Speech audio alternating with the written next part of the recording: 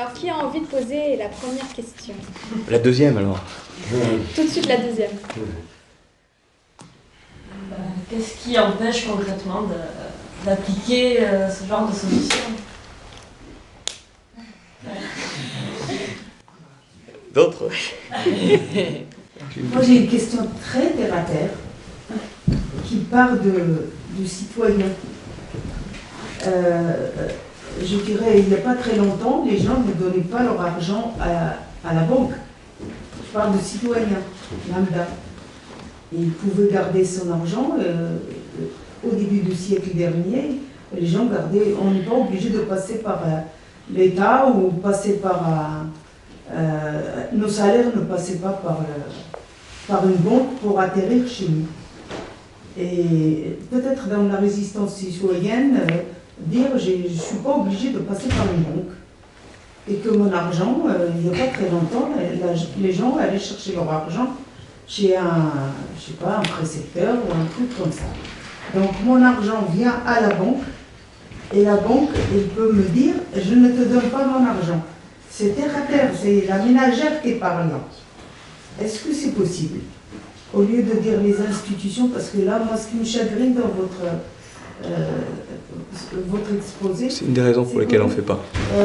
C'est que vous parlez que des institutions. Vous ne posez pas le problème en termes de mondialisation, de création de richesse. Rien. J'entends rien. C'est comme s'il suffit que les institutions marchent pour que la richesse soit créée et que l'emploi marche. Or, les gens ne comprennent pas du tout, ne peuvent pas suivre, à mon avis, d'une manière, c'est comme s'il y a une fatalité qui tombe sur nos têtes et qu'on l'accepte. C'est compliqué ce que vous expliquez d'une manière générale. Donc moi, je dis, il faut descendre de la base et dire pourquoi je vais donner mon argent à la banque et comment moi, je me sers de cet argent. Dans la mesure où quand j'ai pas d'argent sur le compte, la banque ne me donne rien. Elle me donne en contrepartie. Elle demande des intérêts. Donc je ne donne pas mon argent dès le départ. Il m'appartient. C'est ma force de travail.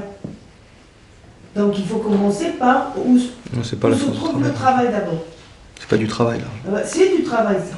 Non. Donc commençons par ça.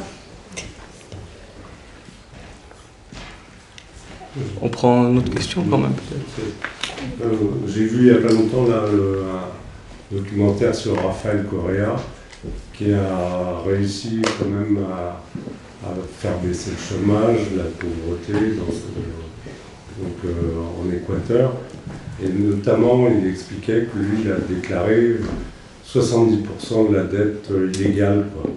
Donc effectivement, et ça me faisait penser à l'exemple islandais à l'époque, où ils ont mis en prison les politiciens qui avaient contracté les dettes. Et voilà, il y a une dette qu'on nous fait croire qui nous appartient à chaque citoyen, mais en fait, elle est illégale. Et comment on pourrait effectivement... Il y a une grosse partie, en tout cas, c'est ce qui est... Illégitime, ils ont dit. Hein. Ils n'ont pas dit illégal. Hein. Faut quand même pas... Je veux pas caricaturer votre position, donc déjà, je l'améliore un peu. Oui, non, ils ont dit illégitime, ils n'ont pas dit illégal. Ils sont pas complètement... Oui, non, mais c'était très raisonné. Effectivement, ils ont réussi à ne pas la payer, quoi. Enfin, personne ne pouvait les poursuivre. Je pense qu'ils avaient quand même des avocats pour les soutenir aussi, donc pour défendre cette position.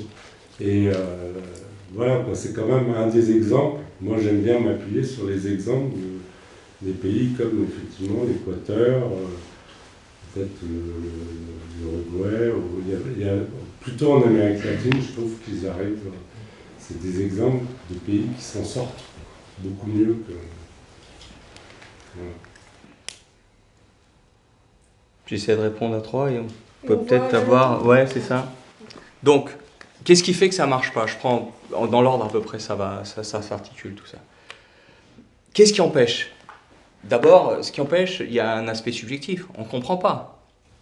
Il y a un problème de décodage. Eux-mêmes, les dominants, ne comprennent pas ce que c'est la production de richesse. Si j'avais le temps, j'expliquerais comment la théorie microéconomique, il n'y a pas de création de richesse. On mélange, comme a fait madame, excusez-moi, je ne vous vois pas, comme madame a fait, on mélange le résultat du travail et le travail. L'argent peut être le résultat du travail ou pas, c'est pas de la force de travail, la force de travail, c'est ma force. c'est pas mon argent. Le résultat de ce que fait ma force de travail, c'est une richesse qui est créée. Et cette richesse peut avoir pour contrepartie de l'argent. C'est pas la même chose. Parce qu'avec un billet, par exemple, l'eau et un billet, c'est pas la même chose. Je ne le bois pas, un billet. Donc, faut pas mélanger les choses. Et donc, eux-mêmes, les dominants, ils mélangent, ils croient, ils savent pas en réalité, ils tâtonnent. Ils tiennent beaucoup de leviers, donc dans le tâtonnage, ils y arrivent. Mais... Donc, il y a un problème de compréhension et d'idées, ça c'est sûr, qui bloque. Et en plus, chez nous, les dominés, on dit, l'argent, c'est pas ça ce qui m'intéresse. Et on n'est pas comme ça, nos cultures. Ouais. Oui, mais sauf que c'est avec ça qu'on nous tue. Moi, je viens de banlieue rouge, encore rouge, Ivry-sur-Seine, Gentilly, vous voyez, dans le Val-de-Marne. Et quand j'étais au lycée, il y a un certain nombre d'anciens qui nous disaient à quel point ça leur avait été une torture d'apprendre à utiliser les armes alors qu'ils sont pour la paix. Vous voyez, nous apprendre à comprendre comment marche l'argent alors qu'on est contre. Pas contre l'argent. Parce que les chômeurs qui réclament de vivre, ils veulent de l'argent. Mais contre l'obsession de l'argent pour l'argent. C'est ça qui est difficile. C'est ça. Et pourtant, on doit apprendre ça. Et les latino-américains, c'est là où je partage ce que vous dites. Oui, ils ont dit, nous, on va faire l'argent. Ils ont créé le sucre, ils ont créé la Banque du Sud. Ils ont fait des choses. Plus que ce qu'on croit, et ailleurs que ce qu'on croit. Donc, il y a notre culture à nous, qui n'est pas facile, et qui doit changer. La gauche, elle doit changer de logiciel. Pas seulement la gauche, les hommes de progrès et de bonne volonté doivent changer de logiciel par rapport à avant, croire qu'il n'y a que l'impôt qui compte. L'impôt, c'est la révolution de 1789, où le trésor du roi privé, le fisc, ça veut dire trésor du roi, devient public et devient l'affaire de l'Assemblée nationale. Aujourd'hui, c'est toute l'utilisation de l'argent qui doit être une affaire de société. Parce que ce n'est pas une affaire privée quand c'est des grandes multinationales comme ça concerne des milliers, des millions de gens, en réalité. Et c'est un pouvoir énorme, cet argent. Donc, il y a notre culture. Il y a après, effectivement, une vision un peu gauchiste, il faut tout casser, un de marche, on supprime, on sort de l'euro, etc. C'est la politique du pire, il n'y a pas pire que ça. On va souffrir encore plus. Et puis, il y a les gens qui pensent aussi, il y a les idées de limitation, conciliation. Par exemple, on a vu que c'est les banques le problème. On va dire, on va limiter la spéculation des banques. D'abord, limiter un dragon, il reste un dragon. Hein? Et puis il va toujours en vouloir plus. Et puis limiter, mais il faut une autre logique aussi, il faut se développer, on ne va pas vivre de... C'est pas un problème de croissance ou de décroissance, mais on ne va pas vivre... Simplement, le but, c'est limiter quelque chose. Il faut un projet. Donc il faut une autre logique, pas seulement limiter. Et du coup, ceux qui veulent limiter, comme on a eu des visions que j'appellerais réformistes, et les réformes ne sont pas nécessairement réformistes, mais ça ne marche pas, ça ne tient pas, et Icahn, et finalement, les digues sont toujours emportées dans ces cas-là. Parce qu'il faut une autre logique. Il faut une autre logique. Et puis, on a ceux aussi qui pensent qu'on peut concilier. Donc on peut concilier, ne nous occupons pas de l'argent, c'est pas propre, et faisons du social de l'autre côté. Oui, mais du social sans argent. Oui, mais pendant longtemps, je le dis, là on voit bien, parce que c'est dans une logique où je prends comme ça, mais pendant longtemps, par exemple, au moment où on a eu le référendum sur Maastricht en France, beaucoup de gens, moi je pensais qu'il fallait pas passer, il fallait voter non, mais beaucoup de gens disaient, oui, mais faisons l'unification, sur la monnaie, c'est pas grave, on verra, on est unifié, on fera du social. J'ai dit, mais c'est l'un contre l'autre. Donc les gens qui disaient, l'argent et le social, c'est deux choses différentes, c'est pas grave. Non, ça marche ensemble. J'ai eu des débats, il n'y a pas longtemps encore, en proposant le fonds européen, dont j'ai parlé tout à l'heure, intercalé entre la BCE et les États. Au Portugal, il y a 2 ans, il y avait des Portugais qui étaient pour, et il y avait des gens qui avaient organisé un truc en faisant venir des travailleurs portugais qui disaient « Nous, on ne veut pas de l'argent ! On est travailleurs de chez Ford, Portugal, on ne veut pas d'argent !» Pas d'argent, d'accord, bon, on veut une loi qui interdise la précarité. Si on a écrit la précarité interdite, tu crois qu'elle va être interdite? Vraiment, tu y crois? Donc c'est vrai qu'il y a plein de gens qui sont comme ça dans les forces progressistes. Mais je pense que l'essentiel, c'est que les propositions alternatives ne sont pas vues. Le fait qu'on peut utiliser les banques autrement, au lieu de les casser, c'est pas vu. Par exemple, regardez, c'est ce qui me vient, excusez-moi. Besancenot, quand il y a eu l'histoire là, de mettre de l'argent dans les banques, il dit « Faut pas mettre de l'argent dans les banques, faut mettre dans la sécurité sociale. » Mais si, faut mettre de l'argent dans les banques pour qu'elles fassent la sécurité sociale. Parce qu'on ne va pas se priver. Les banques, c'est un démultiplicateur. On ne va pas retourner à l'âge de pierre en disant « j'aurai autant d'argent que ce que j'ai mis, il n'y a pas de crédit ». Tu consommeras comme tu as eu, Dieu l'a dit. Non. Tu as le droit d'anticiper sur ce que tu vas avoir, parce que la société humaine anticipe et sait que tu vas avoir plus. C'est ça le crédit. Je te donne, moi, banque, de l'argent parce que je sais que par ton travail, dans 5 ans, 10 ans, tu auras pu rembourser parce que tu auras fait toute une activité nouvelle. Donc tu peux avoir tout de suite un peu plus, t'acheter une maison, faire vivre tes enfants, ou aller à l'école et tu as l'école gratuite, parce que demain, il va se passer quelque chose. Ou bien vous, troupe de théâtre, vous êtes financé mal, mais le principe, c'est que vous pouvez être financé avant de faire la pièce de théâtre, parce qu'on sait que la pièce de théâtre va permettre. Voilà l'avance, voilà le crédit. C'est moderne. Ah, t'as pas d'argent ? Fais pas de théâtre. C'est ça votre proposition. Si, c'est pas ce que vous souhaitez. J'entends bien. Sinon, je vous le dirais pas comme ça. Vous souhaitez faire ce que je dis. Mais la conséquence de ce que vous dites, permettez-moi de vous le dire, la conséquence de ce que vous dites, c'est ça. Tu n'auras qu'en fonction de ce que tu as mis. C'est ce que vous avez dit, ça. Non. Mais attends, ok, vous ne le pensez pas. Moi, j'essaie de vous l'expliquer. Par contre, comme moi, vous pensez qu'il faut pouvoir faire des bonnes choses, et ben je dis, il faut que les banques agissent autrement. On va pas laisser l'argent aux banques, c'est trop sérieux. On va prendre le pouvoir sur les banques. Mais vous êtes amoureux des banques. Moi... Parce qu'elles sont amoureuses de moi. Parce qu'elles sont amoureuses de moi, je vais pas les laisser me tuer. Par contre, là où il y a quelque chose de juste dans ce que vous dites, très juste, c'est alors je peux leur faire du chantage.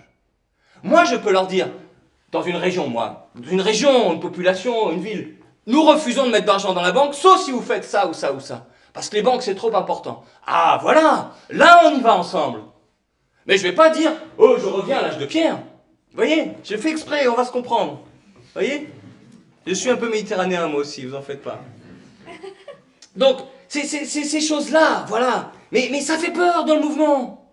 Et l'autre, il dit, on ne met pas l'argent dans les banques, on met directement dans la sécu. Mais les banques, avec 1, ça fait 10. Ah, moi, je veux un truc qui, avec 1, fait 10, mais 10 raisonnablement contrôlé par des gens. Oui, il faut des institutions. Oui, la création humaine, c'est de la démocratie et des institutions nouvelles. Alors, je les présente de façon trop macro, vous avez raison. Mais je fais comme je peux, on a tous nos défauts. Voilà, un peu. Et alors, l'autre logique, et je finis un peu sur l'autre logique, et après un mot sur l'Amérique latine, et il restera un petit quart d'heure. Coréa, tout ça. Comme je peux. Un mot sur l'autre logique. Parce que... il y a quelque chose qu'il faut aussi, je crois, partager dans tout le discours. Vous savez, économie de l'offre, économie de la demande. Vous connaissez ces trucs-là, c'est pas trop... On prend pas à froid là-dessus. On dit, ah, la droite, c'est l'économie de l'offre, la gauche, c'est la demande. Mais l'offre, c'est la production, c'est l'activité. On va pas laisser la production à des gens qui vont faire des saloperies, si j'ose dire. Donc, c'est les deux choses à la fois. Il faut une autre offre. Baisser les coûts, c'est la droite, le patronat. Mais moi aussi, je veux baisser les coûts. Je veux travailler moins. Je veux que ça me coûte moins de produire des richesses. Mais quel coût? Ah, voilà. Donc, une autre logique, c'est baisser d'autres coûts que le coût du travail. Baisser les coûts du capital. Ah, oui. Et pas seulement baisser, comme tout à l'heure, limité, mais pour faire d'autres dépenses nouvelles. Des dépenses, qualification, recherche, ou bien temps de travail diminué, ou bien service public. Voilà, 2 dépenses nouvelles qui, en plus, les qualifications, les recherches avec les nouvelles technologies, font une efficacité démultipliée. Donc je baisse le coût du capital, je dépense sur d'autres choses qui, en réalité, vont baisser les coûts. Voilà toute une logique nouvelle de partage de biens communs, de dépenses sur les recherches et de baisser le coût du capital. C'est pas rien, le coût du capital, hein. Rien que les intérêts payés aux banques, plus les dividendes payés aux actionnaires par les entreprises non financières, Dixit INSEE, c'est autant que ce qu'elles payent en cotisation sociale employeur. Bien sûr, c'est 2 choses différentes, mais c'est pour montrer l'ordre de grandeur. Les intérêts, c'est autant, c'est 2 fois plus que ce qu'elles payent en cotisation sociale employeur. Elles payent 146 milliards en cotisation sociale employeur, les entreprises non financières, et elle paye 300 milliards en dividendes et intérêts bancaires. Et je ne parle pas d'autres gâchis du capital. Donc ces questions des coûts du capital, c'est une grande affaire. Et entreprise par entreprise, et l'État aussi, partout. Donc, mais pour faire d'autres dépenses, services publics, formation, recherche, mondialisation de partage, mondialisation de co-développement. Oui, j'ai pas parlé de mondialisation, vous avez raison. On peut pas... Alors, mondialisation, il y a l'Amérique latine. Alors, Correa en Équateur, c'est compliqué, parce qu'en même temps, il a le dollar maintenant comme monnaie, lui. Il a hérité du dollar comme monnaie. Hein. C'est le dollar en Équateur, la monnaie. C'est terrible pour eux. Donc la monnaie, elle est dirigée par la Fed. Là-bas. Et ils ont un problème de limite. D'ailleurs, il a dû dire que ce qu'il avait annulé en termes écologiques, il va quand même le faire parce qu'il a besoin de la technologie et de la production et de l'offre des multinationales. Donc ils sont dans une difficulté. Ils ont une orientation progressiste considérable, toute cette Amérique latine, et Bolivie, Équateur, plus que d'autres, disons. Argentine aussi, Brésil, c'est plus compliqué. Mais ils ont des limites. Parce que là, ils commencent à toucher la radicalité. Et deuxièmement, en Amérique latine, ils ont créé le sucre, une nouvelle monnaie commune d'Amérique latine, et ils voudraient une nouvelle banque, la Banque du Sud.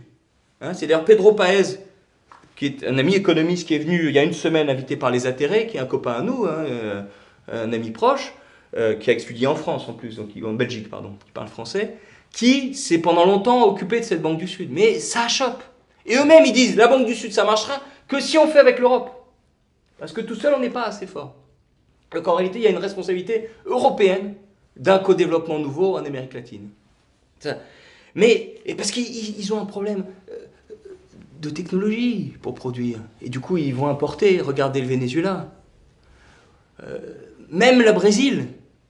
Le Brésil, il produit, il a une activité, mais par les multinationales étrangères. Énormément d'investissements étrangers. Et ces investissements étrangers, eux, ils demandent le pognon qui ressort. Et l'argent qui ne ressort plus par la dette du Brésil, avant c'était la dette, l'argent il ressort maintenant comme dividende pour les multinationales qui sont au Brésil.